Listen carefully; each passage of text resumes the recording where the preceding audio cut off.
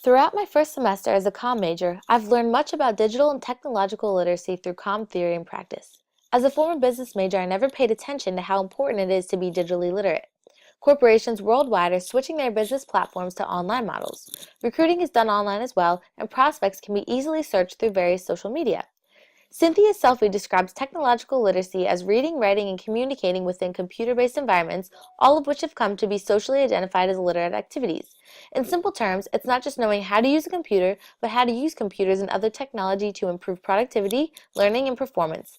Technological literacy has become fundamental to an individual's ability to navigate their modern society. For example, LinkedIn is a social networking site designed specifically for the business community. The goal of the site is to allow members to establish and document networks of people they know and trust professionally. Recently, many companies require prospect employees to provide them with a personal LinkedIn page where the business can then examine everything from degrees to previous jobs to connections from their prospects. Kevin Kelly emphasizes that we are people of the screen in his article, Becoming Screen Literate. He believes we must learn to use words fluidly like images on screens. Once we've practiced and mastered the manipulation of media on screen, we become visibly literate. Visual literacy, textual literacy, and technological literacy all make up the concept of digital literacy. I don't believe I ever realized how digitally literate I am. As a millennial, I utilize technology virtually every minute of every day.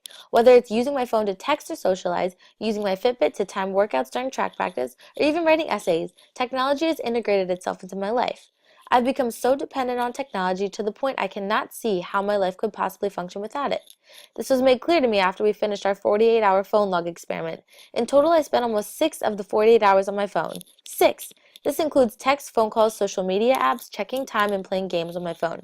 Assuming 16 of the 48 hours was spent sleeping and 6 were spent at track practice, that gives me only 26 hours to eat, go to class, socialize, and do homework.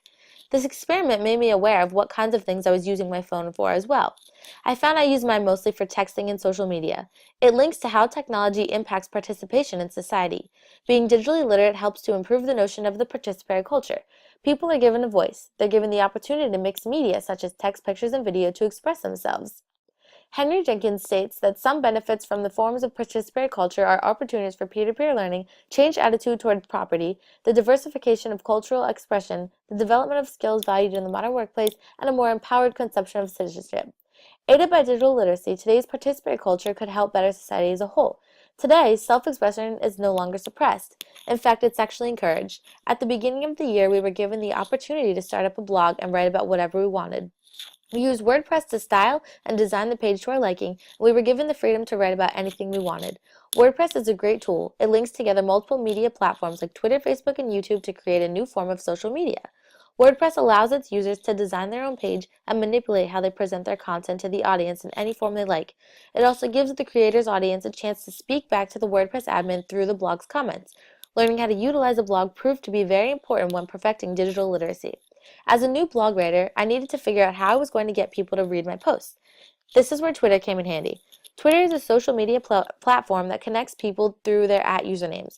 Users directly tweet each other, retweet each other, and tag each other in tweets, as well as utilize hashtags to link with other tweets regarding the same topic. Because my blog was about food, I used specific hashtags to draw attention to people searching for specific food items.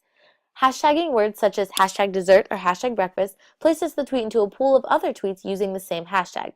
Other tweeters who clicked on that specific one would be redirected to a page filled with tweets containing that said tag. I also began to follow accounts related to food, and I started to gain followers quickly. The more my Twitter account had, the more my blog was read. Another tool that proved useful in my journey to blogging was a site called Pocket. Pocket is a read it later application where users can save pages to utilize at a later time. It also conveniently connects both cell phones and computers, so I could easily read an article on my phone, save it to Pocket, and use it later on my laptop. It also allows its users to categorize sites they find interesting. An application we learned to use in coordination with Pocket is called Zite.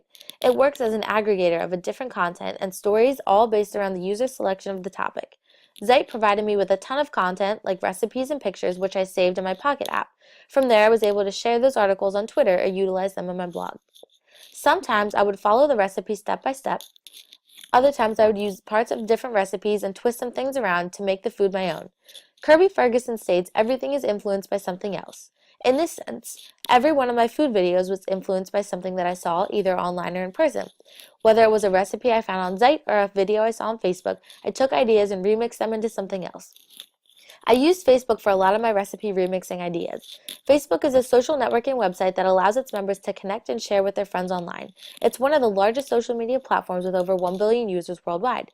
Facebook was a great tool for me when I was searching for existing recipes or videos to recreate for my blog. In a sense, I remixed these existing ideas into something of my own. In CTPF, we spent a whole class period cutting apart old magazines to create something completely new. Some people cut out letters to make words which spelled out phrases, others glued various images together to invent a whole new picture. It was fun and interesting to learn how foggy copyright laws really are. Remixing is something that sparked curiosity in me. Copyright laws only protect certain things, like whole movies and songs, but it doesn't specify whether people can reenact scenes from movies or recreate songs. It doesn't protect someone taking clips from two different movies and mashing them up to create something totally new, and this intrigues me. Technically, like Ferguson stated, everything is influenced by something else, so how do we determine what's illegal? The skills that come with being digitally literate are extremely important to have and are necessary to succeed. It gives people a voice to express, remix, and create any sort of content they desire and share wherever they like. Technology has brought countries and cities on opposite sides of the globe in close contact, which is an incredible feat nobody would have imagined 20 years ago. Technology is the future. We live in an ever-changing world that is developing more rapidly than it ever has. Everyday technology is advancing, becoming a greater influence in our lives. We've come to a point where knowledge of how to use these technologies is required to live out daily life. By becoming digitally literate, we will always be ready for the rapid changes in our technological savvy society.